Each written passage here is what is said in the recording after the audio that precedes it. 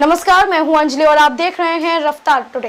तो चलिए शुरुआत करते हैं आज की बड़ी खबर से। 50% की लक्ष्मण रेखा लांघी जा सकती है। गरीब सवर्णों के आरक्षण पर सुप्रीम कोर्ट के फैसले ने कैसे खींच दी नई लकीर, जानिए। सामान्य वर्ग के गरीबों के लिए नौकरी और शिक्षा में 10% आरक्षण बरकरार रहेगा। सुप्रीम कोर्ट का यह फैसला इसलिए भी ऐतिहासिक है क्योंकि इसने इंदिरा साहनी केस में तय की गई आरक्षण की अधिकतम 50% सीमा का बैरियर भी तोड़ दिया है। सुप्रीम कोर्ट की संविधान पीठ ने 3 से 2 के बहुमत से दिए अपने फैसले में आरक्षण पर एक नई लकीर खींच दी है। सुप्रीम कोर्ट ने अनारक्षित वर्ग के आर्थिक रूप से कमजोर तबके के लिए 10% आरक्षण का हक देने वाले 103वें संविधान संशोधन के संवैधानिक वैधता पर सोमवार को मुहर लगा दी। शीर्ष अदालत ने कहा कि 50% आरक्षण की अधिकतम सीमा ऐसी नहीं है जिसका उल्लंघन न किया जा सके। सुप्रीम कोर्ट ने साथ में यह भी कहा है कि आर्थिक आधार पर सकारात्मक कदम लंबे वक्त में आधारित आरक्षण को खत्म कर सकता है। इस फैसले ने अब एक नई लकीर खींच दी है कि सिर्फ सामाजिक और शैक्षिक ही नहीं, आर्थिक पिछड़ापन भी आरक्षण का आधार होगा।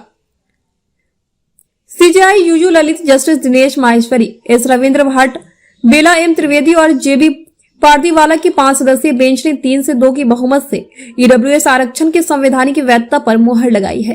ईडब्ल्यूएस आरक्षण के साथ केंद्रीय संस्थानों में आरक्षण की कुल सीमा 59.50% पहुंच गई है। सुनवाई के दौरान केंद्र ने दलील भी दी थी कि अधिकतम आरक्षण की 50% सीमा इतना भी पवित्र नहीं है कि उसका उल्लंघन ही न हो सके। सुप्रीम कोर्ट के इस फैसले के दूरगामी असर होंगे। सुप्रीम कोर्ट ने इंदिरा साहनी मामला में दिए अपने ऐतिहासिक फैसले में अधिकतम आरक्षण की सीमा 50% तय कर दी थी। ईडब्ल्यूएस आरक्षण के साथ ही अब अधिकतम आरक्षण की 50% सीमा का बैरियर टूट गया। अब सरकारें 50% से ज्यादा आरक्षण की कोशिशें तेज कर सकती है।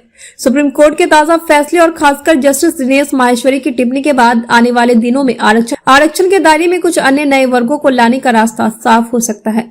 जस्टिस माहेश्वरी ने अपना फैसला में कहा कि आरक्षण गैर बराबरी को बराबरी पर लाने का लक्ष्य हासिल करने का एक औजार है। इसके लिए न सिर्फ सामाजिक और शैक्षणिक रूप से पिछड़े वर्ग को समाज की मुख्य धारा में शामिल किया जा सकता है, बल्कि किसी और कमजोर क्लास को भी शामिल किया जा सकता है। सुप्रीम कोर्ट पहले भी सरकार को आरक्षण के लिए समाज के अन्य कमजोर वर्गों की पहचान करने को कह चुका है। उदाहरण के तौर पर अप्रैल 2014 में किन्नरों को लेकर सुप्रीम कोर्ट के ऐतिहासिक फैसले को देखा जा सकता है।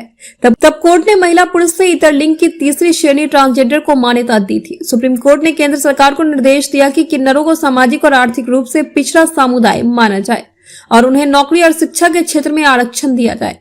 सितंबर 2018 में उत्तराखंड हाईकोर्ट ने भी राज्य सरकार को शिक्षण संस्थानों और सरकारी नौकरी में किन्नर समुदाय को आरक्षण देने के लिए उचित नियम बनाने को कहा था।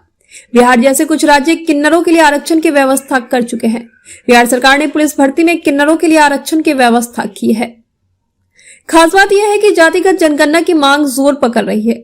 आरजेडी, एसपी समेत कई क्षेत्रीय दल इसकी मांग करते रहे हैं। अगर भविष्य में कभी जातिगत जनगणना होती है और अगर आरक्षित श्रेणी की जातियों की तादाद अभी के अनुमान से ज्यादा पाई जाती है तो निश्चित तौर पर उन्हें आबादी के अनुपात में आरक्षण बढ़ाने की मांग मजबूत होगी। जब से ईडब्ल्यूएस कोटा दिया गया है तब से ओबीसी कोटे को 27% से बढ़ाने की मांग उठ रही है। तर्क है कि 50% से ज्यादा कोटे का रास्ता साफ हो गया है। खबरों में अब तक ले बस इतना ही। मिलते हैं फिर ऐसी ही बड़ी खबर के साथ। तब तक के लिए नमस्कार और देखते रहिए रफ्तार टुडे।